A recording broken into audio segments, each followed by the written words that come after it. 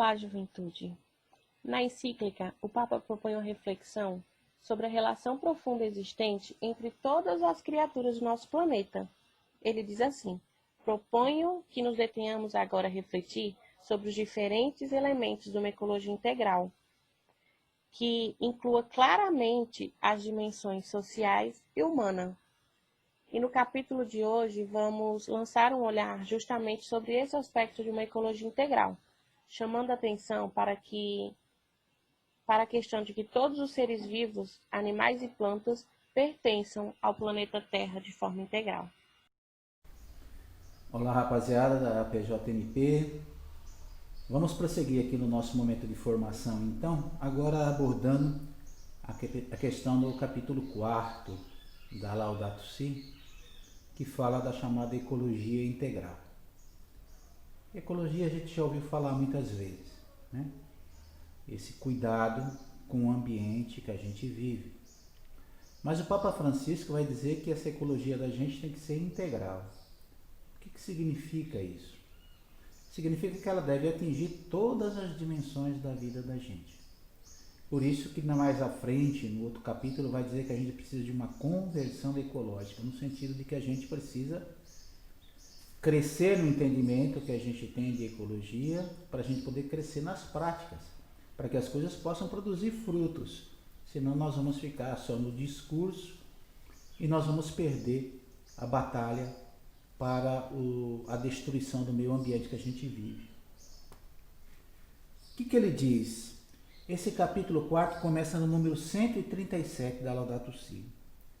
E ele diz assim: visto que tudo está intimamente relacionado e que os problemas atuais requerem um olhar que tenha em conta todos os aspectos da crise mundial, proponho que nos detenhamos agora a refletir sobre os diferentes elementos de uma ecologia integral, que inclua claramente as dimensões humanas e as dimensões sociais. Claro, também as ambientais, né? Então, o que é que está em jogo? É que quando a gente for discutir essa questão, propor essa questão, a gente tem que entender no todo, para a gente poder agir também no todo.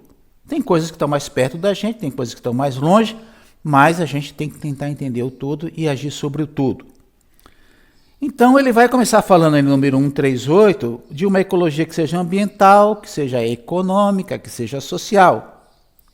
E ele lembra isso: a ecologia estuda as relações entre os organismos vivos, nós e todos os seres vivos, com o ambiente que a gente está.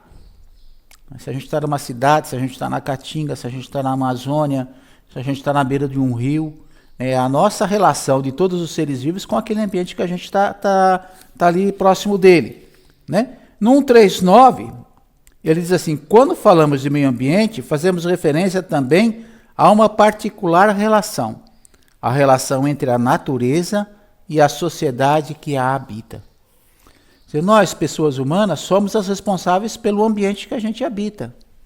As comunidades do interior são as responsáveis lá onde estão pela Caatinga. Na cidade, nós somos responsáveis pelo ambiente da cidade, do saneamento, da limpeza, do som, do ar, né, dos solos. E aí no 139 ele vai dizer ainda: não há duas crises separadas, uma ambiental e outra social, mas uma única e complexa crise socioambiental. As diretrizes para a solução requerem uma abordagem integral para combater a pobreza, devolver a dignidade aos excluídos e, simultaneamente, cuidar da natureza. Então, por isso que o nosso trabalho é social e ambiental, socioambiental.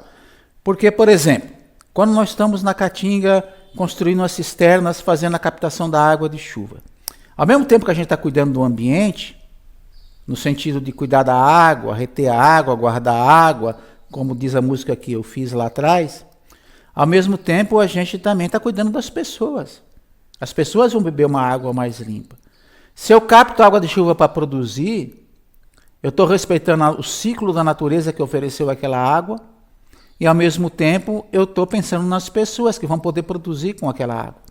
Por isso que nessa crise socioambiental a gente tem que pensar natureza e tem que pensar nas pessoas. Porque nós precisamos, ao mesmo tempo que cuidar da natureza, nós precisamos também nos alimentarmos. É o chamado pão de cada dia no Evangelho. Por isso que lá no capítulo 2, e o versículo 15 do Gênesis, está escrito: a tarefa do ser humano é cultivar e guardar a criação. Cultivar é a economia e guardar é a ecologia. É um mandamento bíblico. Eu sempre digo que é o 11º mandamento da lei de Deus para a gente, é esse mandamento do cuidar, cultivar e guardar, né? E ele diz, por isso também é necessário uma ecologia econômica, né? A proteção do meio ambiente deverá constituir parte integrante do processo de desenvolvimento e não poderá ser considerada isoladamente. Então essas empresas que chegam destruindo a Caatinga, essas mineradoras, essas empresas que chegam destruindo o Rio São Francisco, falando em nome do progresso, da economia, do desenvolvimento, na verdade elas não conseguiram até hoje fazer um casamento entre economia e ecologia. A economia desenvolvida pelo capitalismo no mundo inteiro ainda é uma economia predadora, destruidora. Precisa destruir para poder acontecer. Então, chega no cerrado, destrói o cerrado, toda a biodiversidade de uma área para botar ali um tipo de vida que é a soja, ou um tipo de vida ali que é o boi. Mesma coisa na Amazônia, mesma coisa nas mineradoras. Agora começa a acontecer também na nossa região, nas Caatingas, né? Nesse sentido, aí ele já passa para a ecologia social, que ele diz, né? A ecologia social é necessariamente institucional e progressivamente alcança as diferentes dimensões, que vão desde o grupo social primário, a família, o ambiente que a gente vive, até a vida internacional, passando pela comunidade local e nação. Dentro de cada um dos níveis sociais e entre eles, desenvolvem-se as instituições que regulam as relações humanas. Então, Francisco disse para a gente que a nossa ecologia integral ela vai desde a casa da gente, mas ela passa pela nossa luta na nossa cidade, no nosso bairro, no nosso estado, no nosso país e no mundo. Nós somos cidadãos universais hoje em dia. Quando a gente abre a internet, a gente vê coisas que estão acontecendo em outros lugares do mundo e, ao mesmo tempo, as pessoas de outros lugares do mundo estão acompanhando o que está acontecendo aqui no meio da gente, né? Então, essa consciência da cidadania universal, ela faz parte do mundo de hoje. E vocês que são jovens, mais do que ninguém, vocês vão viver num mundo cada vez mais interconectado, com falhas, com limites, com injustiças também no mundo das comunicações, mas vocês vão viver cada vez mais num mundo que vai estar totalmente interconectado. E a gente aqui não fala, mas a gente precisa de uma ecologia política.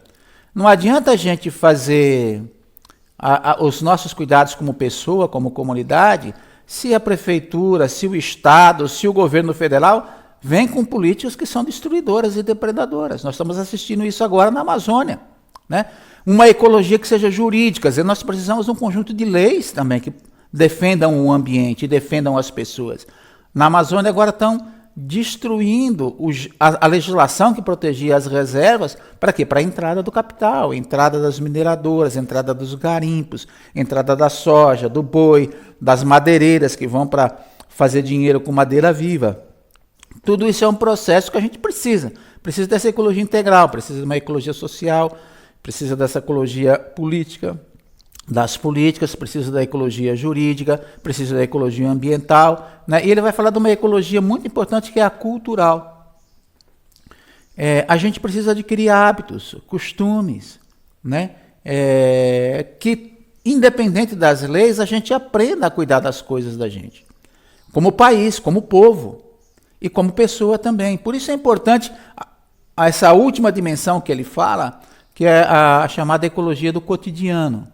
Porque no cotidiano todos nós estamos, no dia a dia, dentro da nossa casa.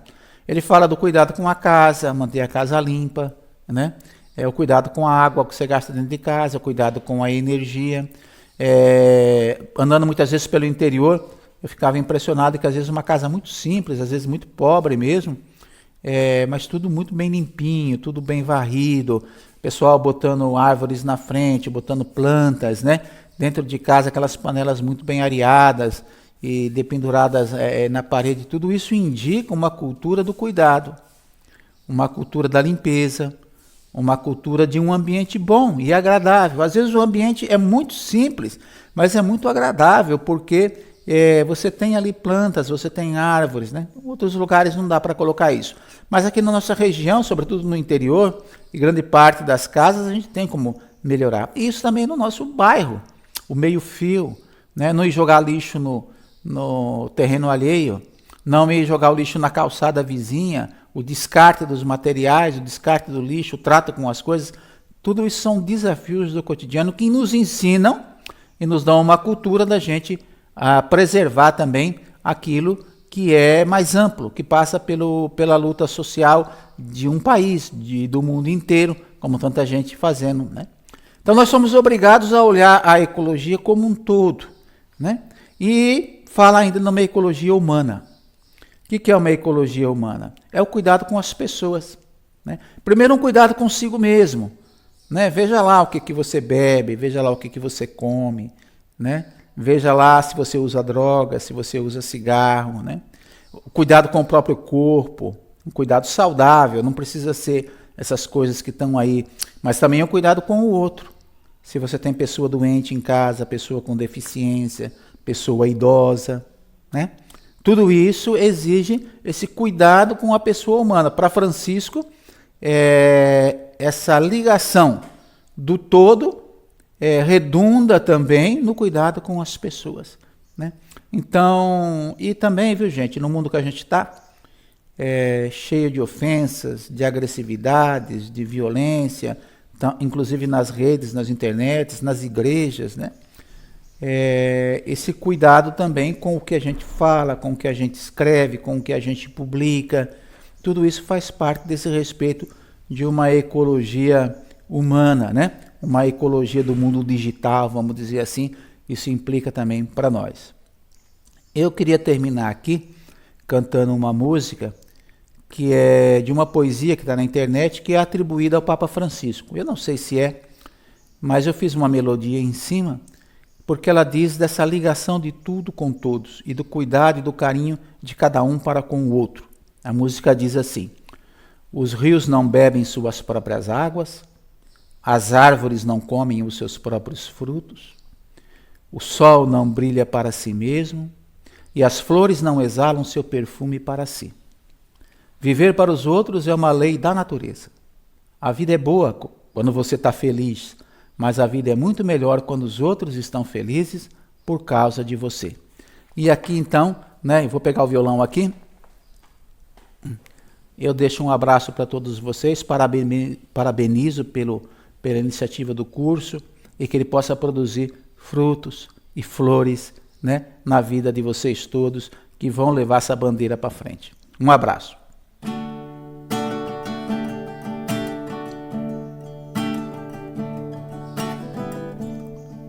Os rios não bebem suas próprias águas, as árvores não comem os seus próprios frutos, o sol não brilha para si mesmo, e as flores não exalam seu perfume para si.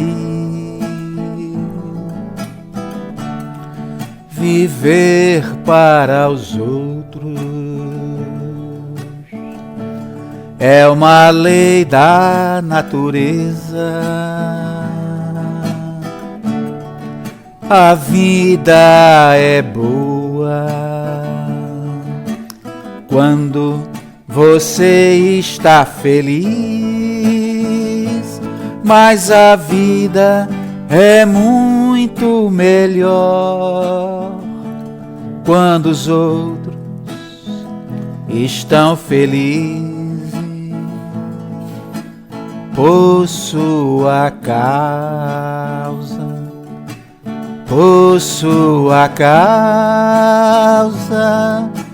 por sua causa.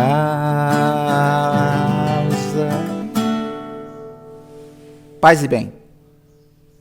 O Francisco propõe a incorporação de uma ecologia integral para o bem comum, que abrange o meio entre os seres humanos e a realidade que os rodeia. Pois, lembremos sempre que tudo está interligado, na minha, na sua, na nossa casa comum.